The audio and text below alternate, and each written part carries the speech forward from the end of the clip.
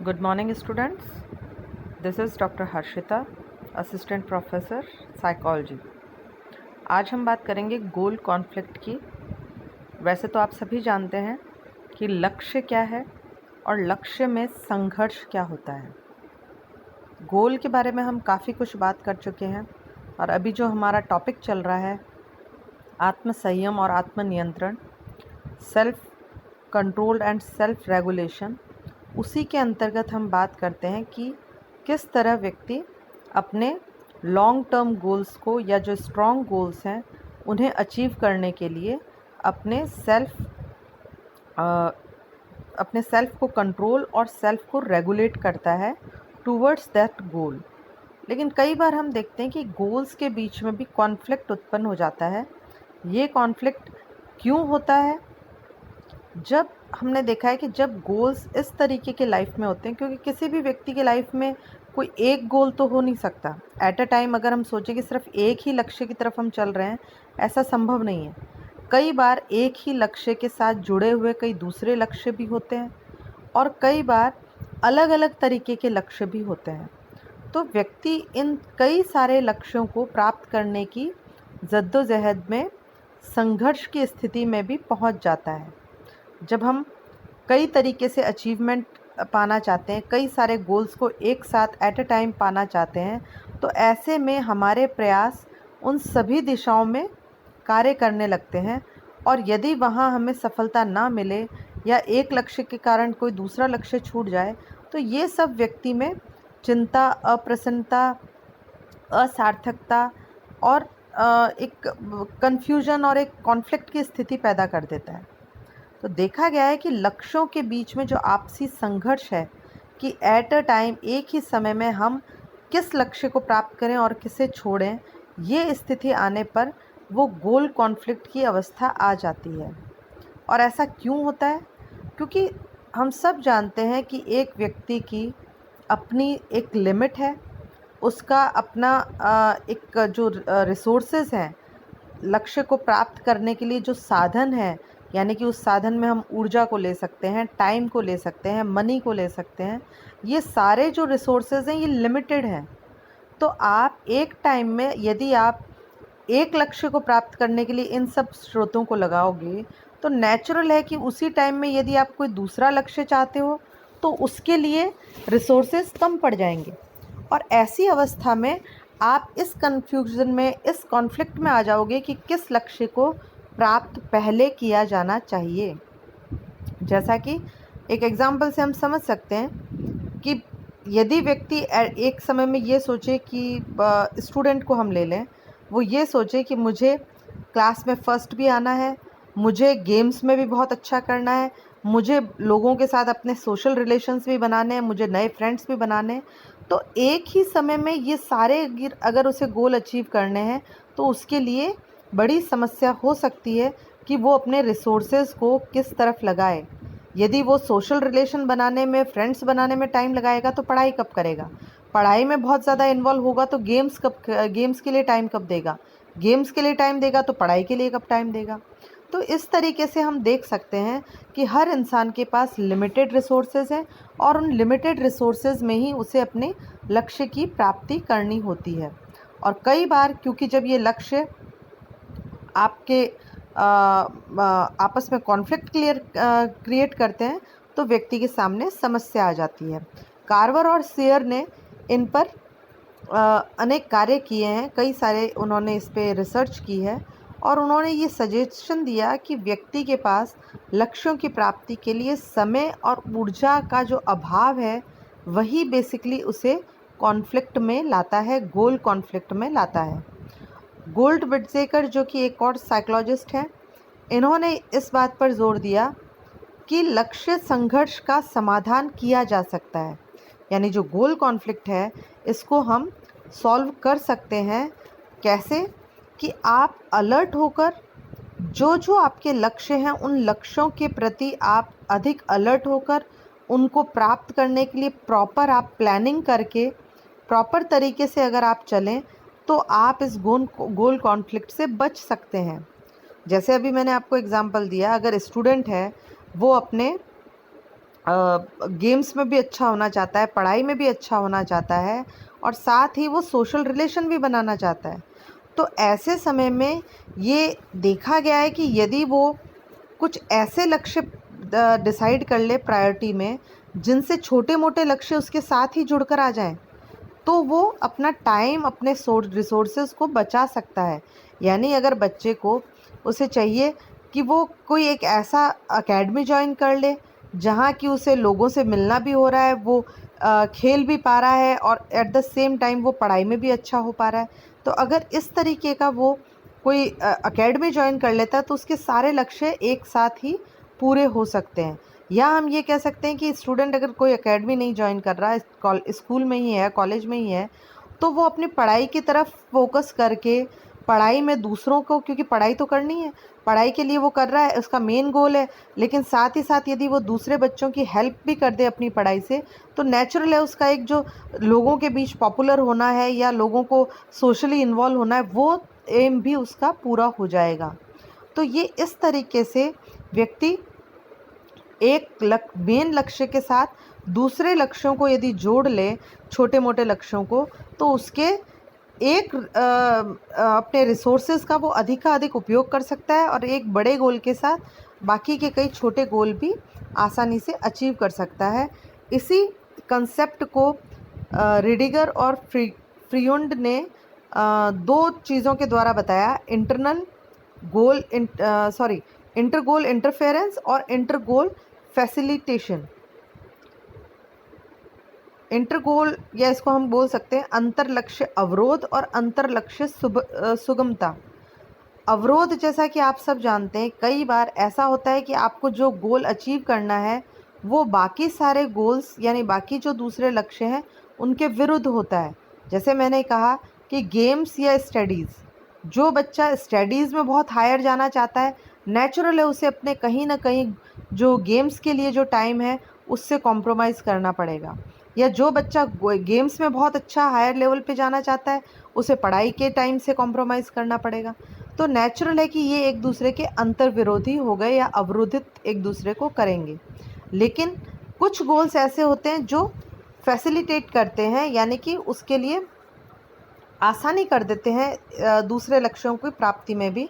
तो ऐसे लक्ष्य, जैसे मैंने आपको सोशल इन्वॉल्वमेंट की बात की, तो बच्चा अपनी पढ़ाई के साथ सोशल इन्वॉल्वमेंट भी कर सकता है यदि वो दूसरों की हेल्प को एक तरीका बना ले, क्लास में वो खुद पढ़ के आए और बाकी सबकी भी हेल्प करे, तो ये उसे सोशली इन्वॉल्व भी बना सकता है। तो इस तरीके से देखा गया है कि अंतर लक्ष्य सुगमता जो है वो क्या है, एक लक्ष्य की प्राप्ति उसी समय में दूसरे लक्ष्यों की प्राप्ति के लिए जब संभावना बढ़ा देती है, तो इसे हम अंतर लक्ष्य सुगमता कहते हैं। और इसी का अपोजिट हो जाएगा कि एक लक्ष्य की प्राप्ति जब दूसरे लक्ष्य की सफलता को की संभावना को कम कर दे, तो वो अवरोध कहलाता है। तो इस तरीके से देखा गया है कि रिडिगर और इन्होंने अपने इसमें रिसर्च में बताया कि व्यक्ति एक लक्ष्य से, यानी एक तीर से दो शिकार या दो से अधिक शिकार भी कर सकता है, निशाने बना सकता है। यानी एक लक्ष्य के साथ वो साथ में 2-3 लक्ष्य, जो छोटे लक्ष्य हैं, उन्हें भी प्राप्त कर सकता है और इससे उसके समय और ऊर्जा दोनों की बचत होती है। अब हम बात करेंगे लक्ष्य संघर्ष की जो सैद्धांतिक विचारधाराएं हैं, थ्योरेटिकल व्यू पॉइंट्स हैं, उनके बारे में। तो देखिए, यहाँ पे दो इम्पॉर्टेंट व्यू पॉइंट्स बताए गए हैं कि लक्ष्य प्राप्ति हम किस तरीके से करते हैं और उनमें क्या क्या मैकेनिज्म होता है, किस तरीके से लक्ष्य प्राप्ति की क्रिया चलती है। तो इसका जो पहला सिद्धांत है वो है क्रिया पहचान सिद्धांत या एक्शन आइडेंटिफिकेशन थ्योरी जिसे कहते हैं। इस सिद्धांत के अनुसार किसी भी क्रिया को एक से अधिक स्तर तक पहचाना जा सकता है, निम्न स्तर से स्थूल यानी कि बड़े स्तर तक, या विशिष्ट व्यवहार इसमें सम्मिलित हो सकता है, जबकि उच्च स्तर का जो होगा उसमें अमूर्त और सामान्य कारकों की जानकारी की क्रियाएं शामिल हो सकती है। इसको आप इस तरीके से समझ सकते हैं कि व्यक्ति जब किसी एक गोल को अचीव करने की कोशिश करता है, तो उस एक गोल में बेसिकली दो तरीके के लक्ष्य, या हम ये कहें दो तरीके की क्रियाएं सम्मिलित होती है।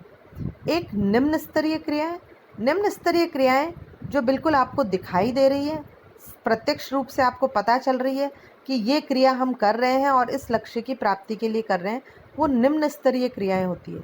लेकिन कई बार उन क्रियाओं के द्वारा हम कुछ दूसरे बड़े गोल भी अचीव करते हैं। वो हिडन होते हैं, एक तरीके से छिपे हुए होते हैं, अमूर्त होते हैं और वो बड़े लक्ष्य होते हैं और उनकी प्राप्ति आपको अपने इन साधारण कार्यों से होती है। एक एग्ज़ाम्पल इसी में चैप्टर में जो दे रखा है, देखिए बहुत ही सुंदर एग्ज़ाम्पल है।